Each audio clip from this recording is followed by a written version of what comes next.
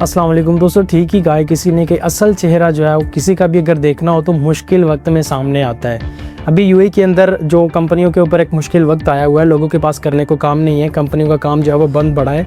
बहुत ज़्यादा कंपनियां ऐसी हैं जिनके वर्कर्स जो है वो इस वक्त कंपनियों में रखने पड़ रहे हैं उनको। अब वो लोग उनको अनाउंस करके बता रहे हैं कि आपको सिर्फ और सिर्फ इन महीनों में बेसिक सैलरी दी जाएगी।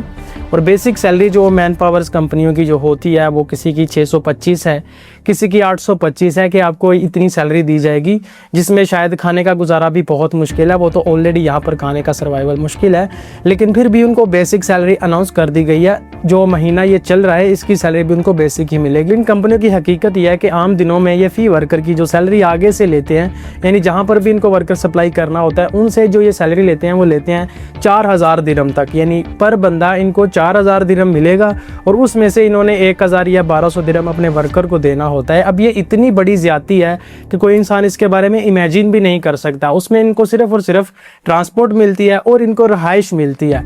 इस रहाइश और ट्रांसपोर्ट का कंपनी जो है वो 3000 दिरहम तक इनसे ले लेती है और इनको सिर्फ मिलता है 1000 या 1200 दिरहम।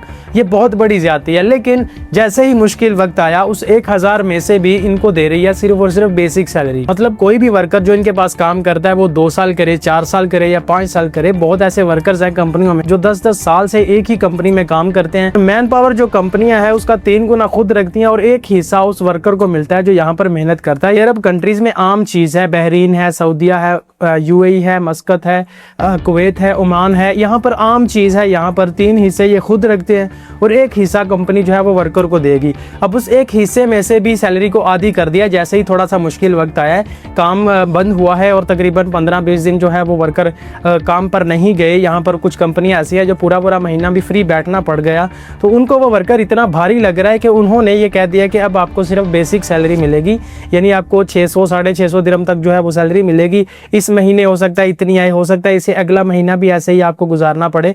तो इतना लंबा अरसा कोई भी वर्कर इनके साथ बेशक गुजार रहा है, 2 साल से 3 साल से, इनको इस चीज़ से कोई लेना देना नहीं है। इनका ये मकरू चेहरा जो है वो आवाम के सामने कोई भी नहीं रखता। बल्कि जो नया वर्कर किसी भी कंट्री से आता है, इवन पाकिस्तान या इंडिया से या किसी भी एशियन कंट्री से जाएगा, तो उनको ये नहीं पता होता कि यहाँ पर हमारी ओरिजिनल सैलरी क्या है और हमें इसका कौन सा हिस्सा मिल रहा है। और इसके जो बेनिफिट्स है वो भी कंपनियां खुद ही रखती हैं। उसमें इनका अलाउंस बहुत कम कर दिया जाता है और 1 साल के बाद जो इनका बोनस होता है वो तो कंपनियां देती ही नहीं।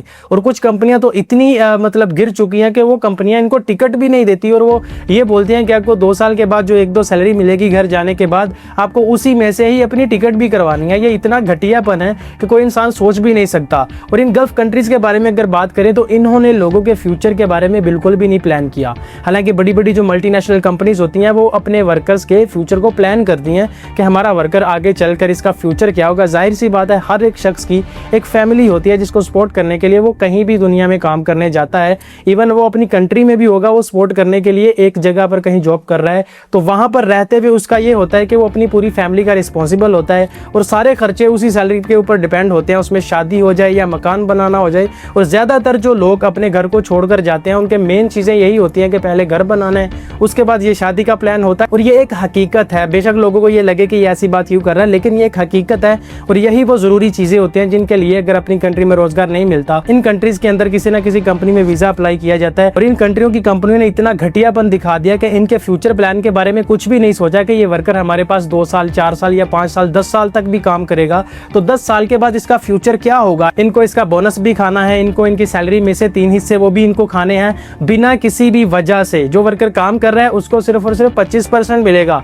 किसी की 4000 सैलरी है तो उसको सिर्फ और सिर्फ 1000 या 1200 दिरहम तक मिलेगा। ये मैन पावर कंपनियों के हालात हैं, ठीक है। पूरी सैलरी वर्कर्स तक नहीं पहुंचती, उसके 3 हिस्से ये कंपनियां खुद रखती हैं और 1000 या 1200 दिरहम तक सैलरी इनको मिलती है। और अभी जब मुश्किल वक्त आया तो इनके साथ ये क्या कर रही हैं। ये वो एक मकरू चेहरा है गल्फ कंट्रीज में काम करने वाली जो कंपनियां हैं, जो बड़ी बड़ी मैन पावर बना के बैठी हैं, लेकिन इसके ऊपर कोई भी एक्शन नहीं लिया जाएगा क्योंकि इन मुल्कों की पॉलिसीज ही ऐसी हैं। इसके ऊपर तनकीद जो भी करेगा वो अंदर चला जाएगा। कोई भी अपनी कंपनी के बारे में अगर कोई बात बताना चाहेगा तो वो भी अंदर चला जाएगा। कंपनियां उसको अंदर करवा देंगी या शुरता ही पकड़ के अंदर कर देगा कि ये यूएई की पॉलिसी है, अगर आपको नहीं पसंद तो रिजाइन करो और घर जाओ।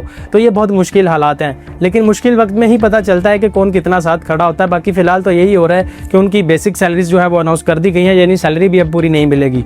फिलहाल के लिए मुझे इजाज़त दे, मिलता हूँ आपसे नेक्स्ट वीडियो में। तब तक के लिए अल्लाह हाफिज़।